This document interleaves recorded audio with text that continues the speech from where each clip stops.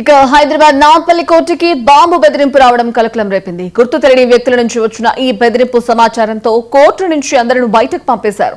సమాచారం అందుకున్న వెంటనే పోలీసులు రంగంలోకి దిగి కోర్టు పరిసరాలను తమ ఆధీనంలోకి తీసుకున్నారు. భద్రతను కట్టుదిట్టం చేసి ముందస్తు జాగ్రత్తగా కోర్టు కార్యకలాపాలకు అంతరాయం కలగకుండా చర్యలు చేపట్టారు. ఎవరూ లోపలికి వెళ్లకుండా ఆంక్షలు విధించారు. పోలీసులు bomb detection and disposable squad, dog squads తో కలిసి కోర్టులోని ప్రతి గదిని, వాహనాల పార్కింగ్ ప్రాంతాలను అనువనువు తనిఖీ చేస్తున్నారు.